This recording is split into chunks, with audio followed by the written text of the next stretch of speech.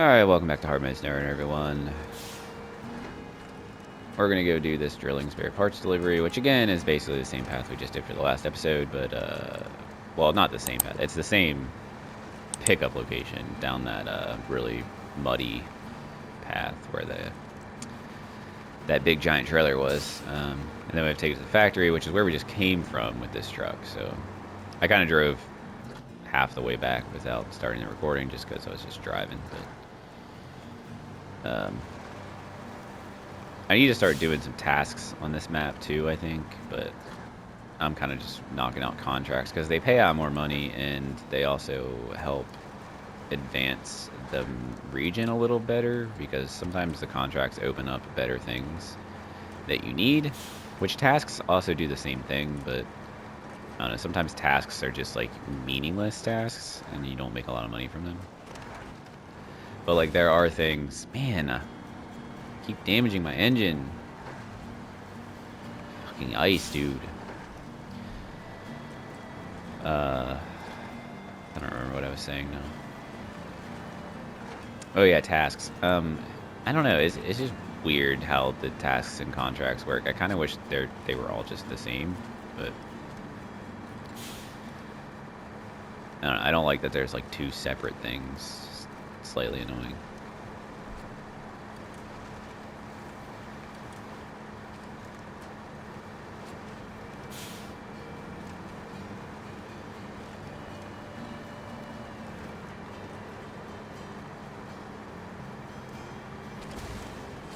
Oh my god.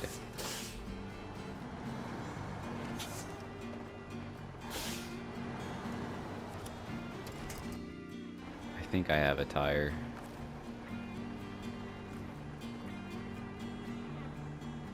Yeah, thank God I have a tire. I gotta slow down, man. That's my problem with hard mode is I take too much damage. I think there's a service trailer here. I think I either bought one or there's one on the map. I think I bought one.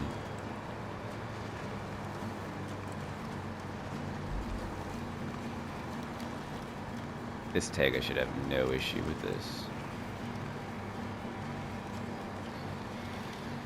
This honestly may be the only thing we do during this episode too, just because it's going to be a long drive and it's going to take a while, so I don't know that it's really worth doing anything else. But if we do get over there and it's only been like 30 minutes, then I'll do something else. But this is definitely going to take at least 30 minutes.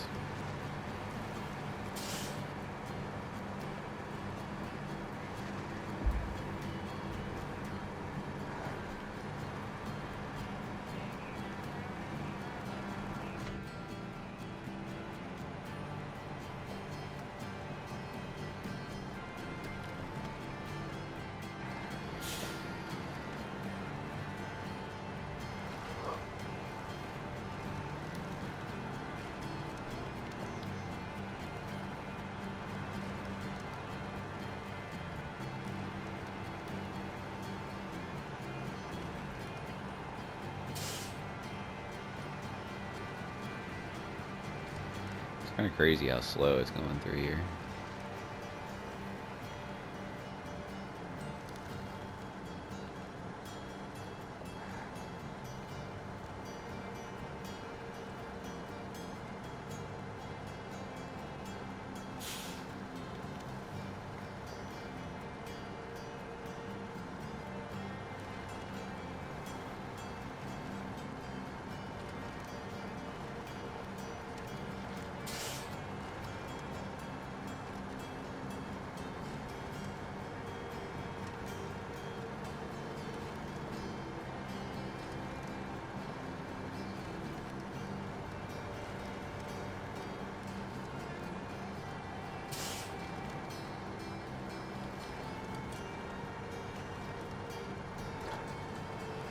Alright, back in auto.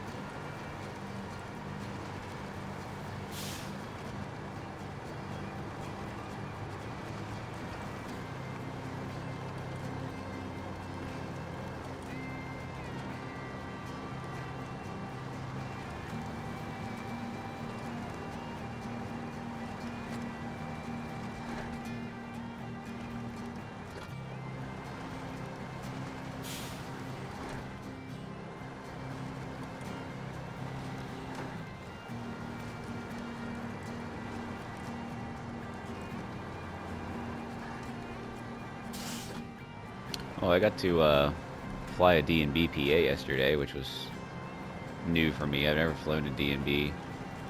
It had some interesting rigging in the back. I've never, like, it was the way to place this, like, splay angles was so confusing to me. But I'm most familiar with JBL VTX, so like an A8 rig is so easy to fly, and like the splay angle pins are just so, it's just so simple. And like this D&B rig sounded nice, and D&B is, you know, more expensive than JBL, and I guess arguably better quality, but I don't know. I like JBL stuff, especially JBL professional stuff. But the D&B rig sounded really good. It was just like the, and again, if you're not really in this industry, you're not gonna really understand what I'm talking about. But if you go to any concert and you see the speakers that are like in like a line, like vertically, and they're hanging, that's what I'm talking about. It's called a line array. And if I ever say fly, that just means it is hoisted up in the air and is like basically lifted up over people's heads, essentially. It doesn't have to be over someone's head, but flying something in the entertainment world is just like you have something that is hanging from above, essentially. It's always done safely. Well, I wouldn't say always, but most of the time people are going to do it safely because, you know, those things, you know, those rigs can weigh thousands of pounds. Like a single box is 75 pounds. And with the JBL rig we fly pretty often, we have 9 boxes per side. And when we get our own JBL rig, which is in the works and we're supposed to be getting it pretty soon, we're going to have 12 boxes a side. So that's, you know, 1,000 pounds easy. So, but they only had 6 boxes per side. They had 4 V8s, which are 8-inch driver, like 8-inch woofers inside of it, and then there were 2 V12s on each side, so there were 6 boxes per side. And then they had 3 dual 18-inch subwoofers, I believe. I think they were 18s. And they were set in a cardioid setup, so that means you have them all side by side. You have the 3 subs side by side, but the sub that's sandwiched in the middle is flipped around and faces the stage. And you might think that that's crazy, but it's called cardioid, and what it does is the sub that's facing backwards, its wave cancels out any of the because low frequency waves are omnidirectional, which means they pretty much travel in any direction from the speaker. Like they can go backwards, they can go to the side, they can go forwards. It doesn't really matter. Subwoofers aren't really directional, they're omnidirectional.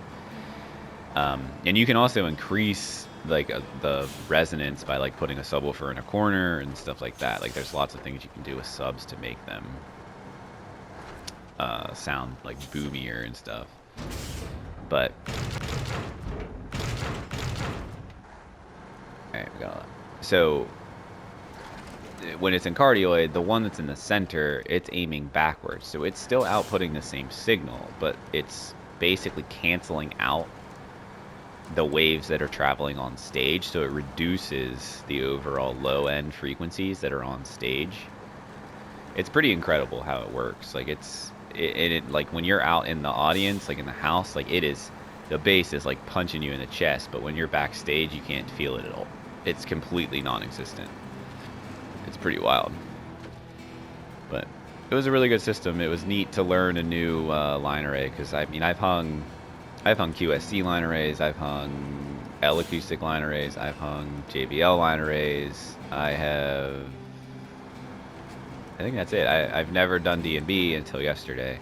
I've never done a Meyer rig either. But D&B, Meyer, and L-acoustics are all like the absolute top end of professional audio line arrays. JBL makes the most affordable, and I honestly think JBL sounds great.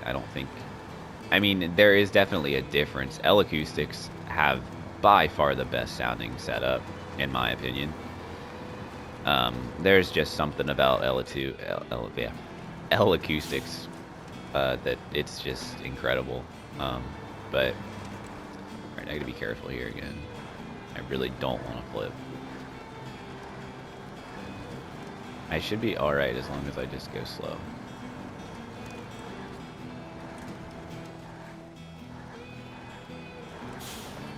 And not do that. Jesus, that was terrifying. But yeah, I mean, the line array that we are getting is like about $300,000 in total, and we're getting a pretty decent discount considered, just because, you know, the guy who is our dealer, he used to be our technical director when we were all working for him, and we were just contracted by this venue to be the techs.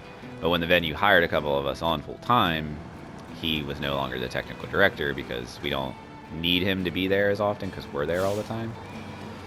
He's still a great guy. He's, you know, there was no hard feelings for any of this. It was for the better for everyone. But he has a really, really cool JBL rep, and they really worked out a pretty sweet deal for us. So we just got to wait on the money to come in to get it, which is grants and whatever else, because we're nonprofit, so we have to do things that way. But it'll be real nice once I have that PA. I cannot wait. Hopefully I have it by next summer, but that's kind of being optimistic in my eyes, because we were supposed to have it by this past summer, and that didn't happen.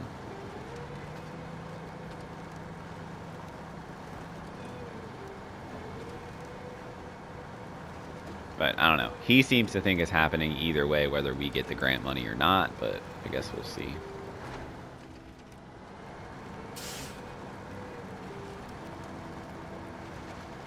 But like, we definitely need a PA. Like, it is really, really bad.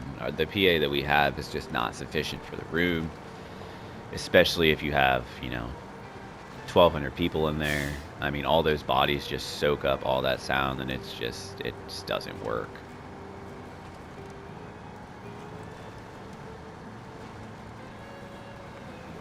And people just don't understand that, like, there really isn't anything I can do. Like, they'll come tell me they can't hear vocals or something, and I'm like, I'm really sorry. I was like, I'll see if I can make some adjustments, but I can't. It's not a whole lot I can do. Depending on where you're sitting, you know, I can't really help. And that sounds terrible, but like, it's just the truth. I don't have the PA to cover the room, and there isn't really anything that can be done about that. It's kind of frustrating.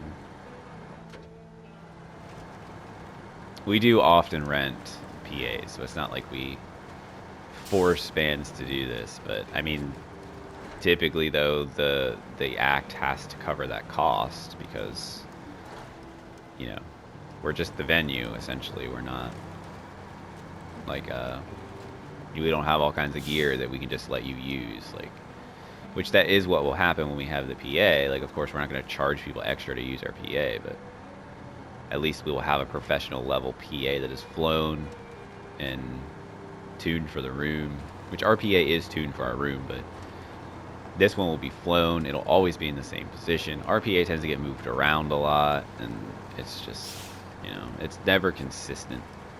I have a whole lot of stuff to do tomorrow when I go in. Like, I mean, I gotta, and I say tomorrow, you're not going to see this video until like 4 or 5 days after I recorded it, but on Tuesday, the Tuesday before Thanksgiving, when I go in for like my admin time, which is very, very, very much needed. I have not had a day that I can go in there and reorganize and, you know, get things back to normal for like weeks. It has just been nonstop show. I just haven't had any time. So I have a lot of stuff to do on Tuesday. And honestly, I'm pretty excited about it, because I just, like, I have constantly been, you know, running around that building, getting things for people that they're asking me for stuff. And it's just, I need a day where I don't have anyone breathing down my neck asking me for something.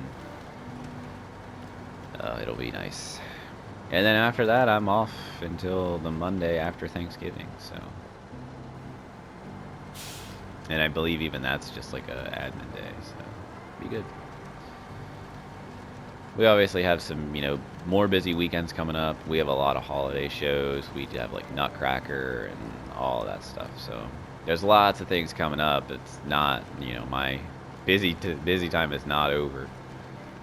We'll have a little bit of a slower period in January, but then it kind of starts to pick back up in February and obviously like March, April, May, the end of the school year, like that all gets crazy again.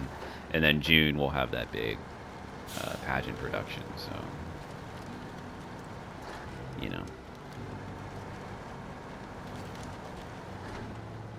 lots of things. I don't think I'm going on any special trips this year either. I haven't planned. Infocom is in Vegas, which I'd love to go to Infocom again. Mostly just because it's kind of like a work vacation. I mean, we still have to go do like work things and like go to the conference center and stuff, but like, we still also get paid to be in like be somewhere else. It's just kind of nice. It's a nice little break away from like the normal daily grind, and I miss being away from my family, but at the same time, it's kind of nice being away from my children. I get some time to myself. It's a good time, but I don't know that we're going this year because I think it falls on a week that we already have a pretty large client booked in the building, so I don't think it's going to be possible this year. But I've also never been to Vegas, so like that's another thing that would be cool to go to Vegas. It alternates between Orlando and Vegas every year, so if we don't go this year and we go next year, well, technically it would be next year. If we don't go next year to the one that's in Vegas, like next June, then we would probably go to the one after that, but it's going to be back in Orlando. So it's not that there's anything wrong with Orlando, but I've never been to Vegas, so getting basically a free trip to Vegas would be pretty cool.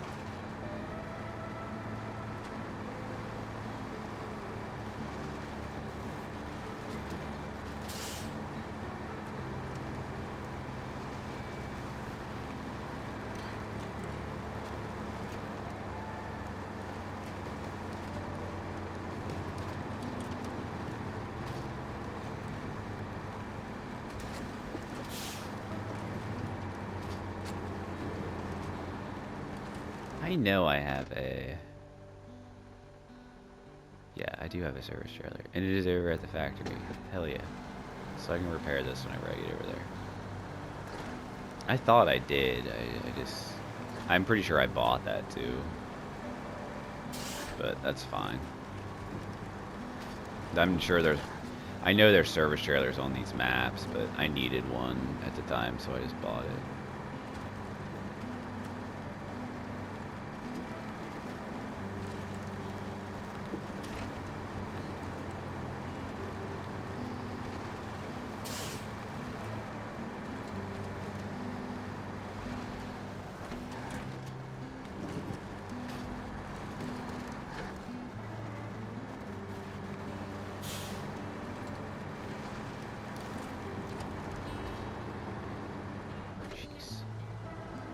Went off the road a little bit.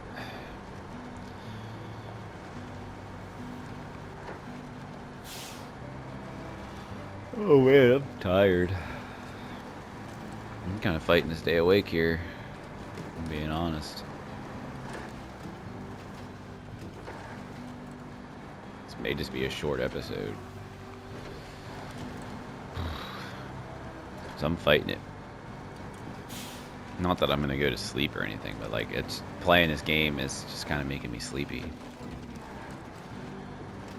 I gotta keep talking so I stay awake. I don't really know what else to talk about though. I feel like I've talked enough.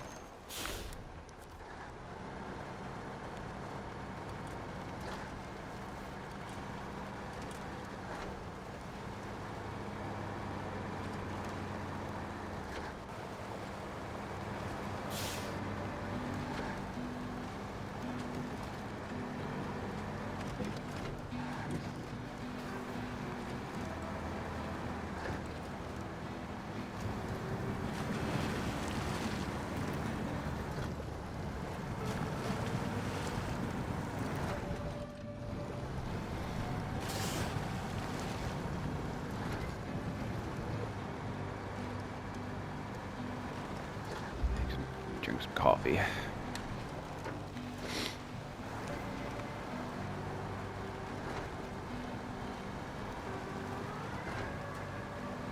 I going the right way? Why do I feel like I'm not going the right way? No, I am. Just... I actually realized that service trailer is not where I'm headed, but I am going to go past it, so... I will stop there and do that, because I could use the repair.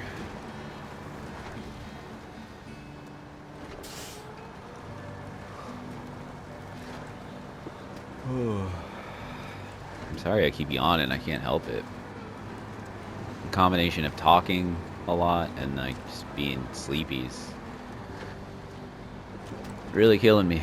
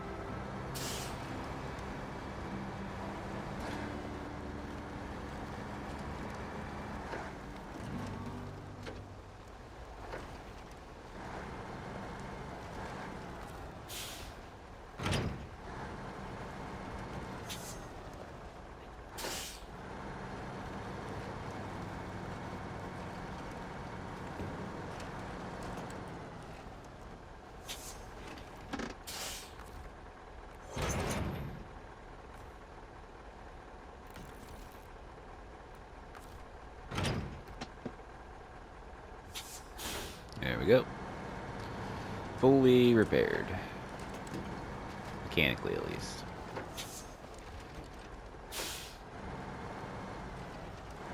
I genuinely feel like if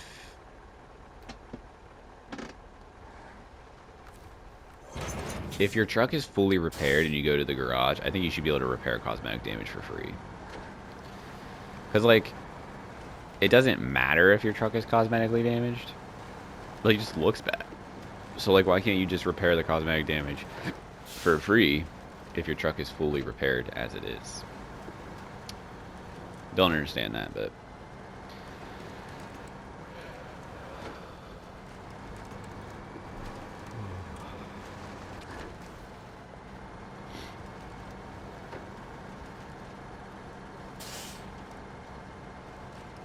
yeah, this just might be a short episode. I apologize. I'm fighting to keep my eyes open here. And I'm afraid I'm going to crash, and then, you know, it's hard mode, and I don't want to do that. So, I think once I deliver this, I'm just going to call this episode. It's going to be a little short, I know, but I just, I'm fighting it this morning. It's been a long week for me. I'm tired.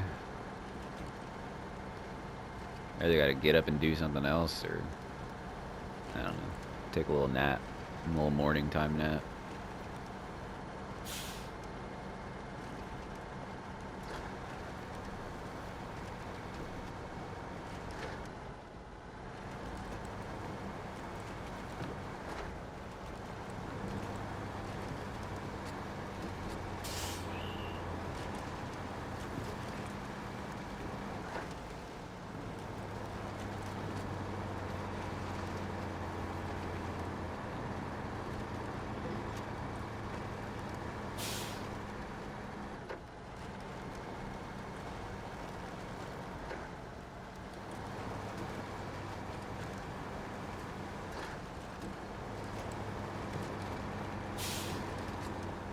further do I have to go?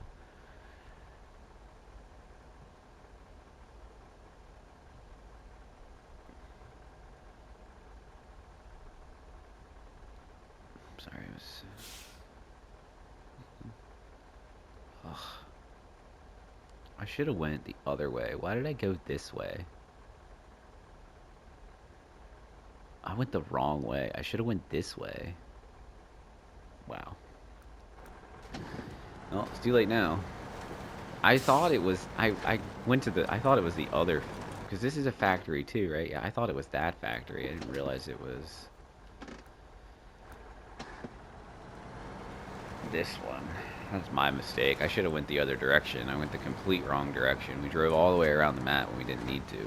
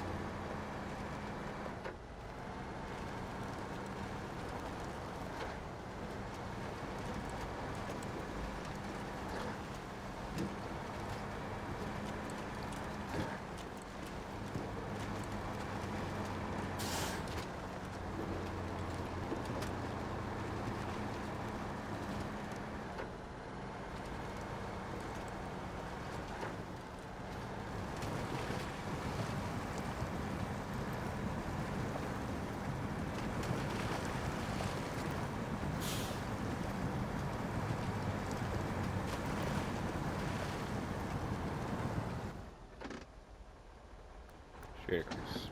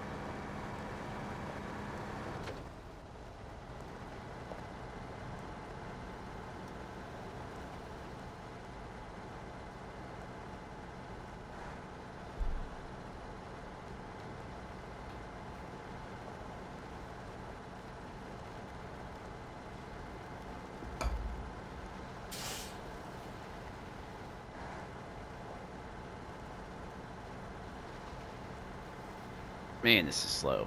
Jesus.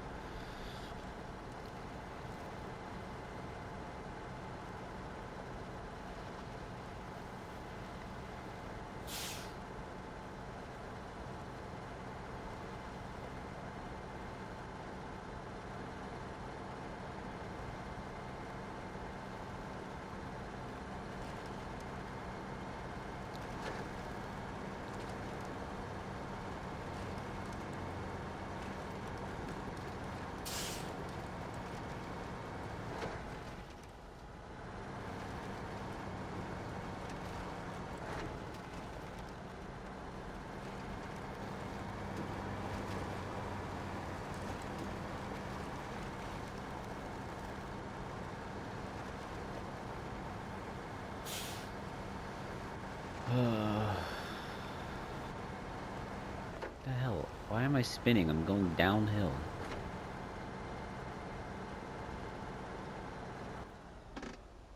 Oh my god, it's so far still. Jesus.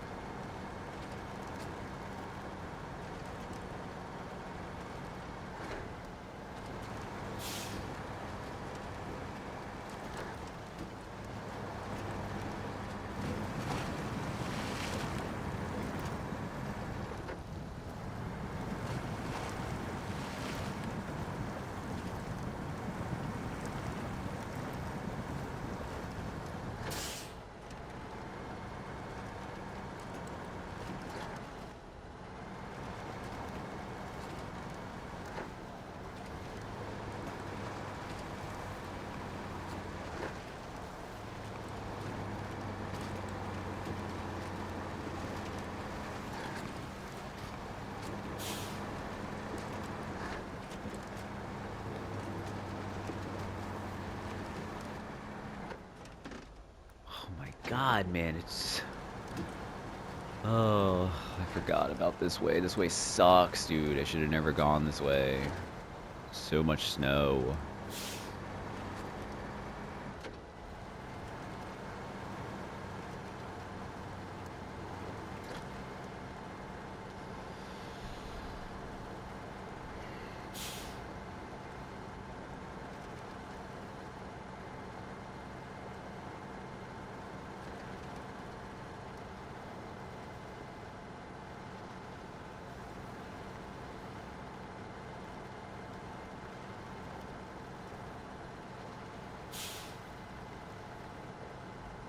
Oh my gosh, it's just so slow, man. It gets crazy to me too. I'm going downhill. And it's still incredibly slow.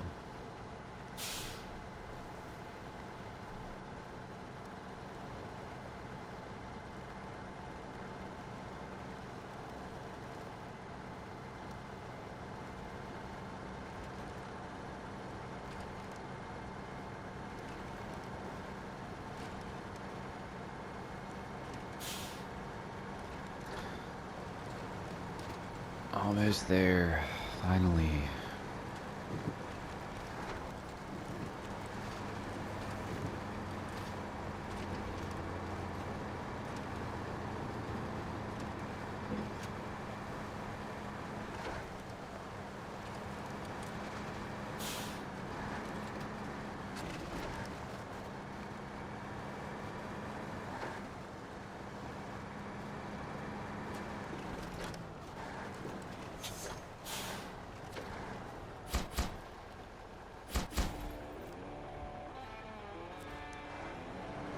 Alright.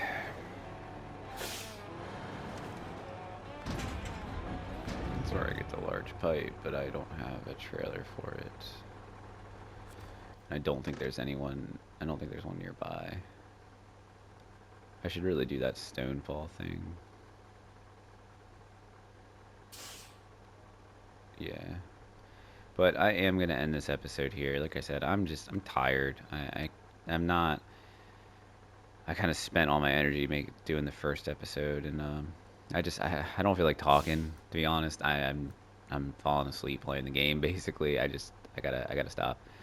So yeah, I'm sorry it's a little shorter than normal, but you know, as always, I will always try to get some videos up. They just may not be the most consistent thing. So either way, I hope you enjoyed. Leave a like if you liked it, subscribe if you want to, and I will catch you in the next episode. Have a good one.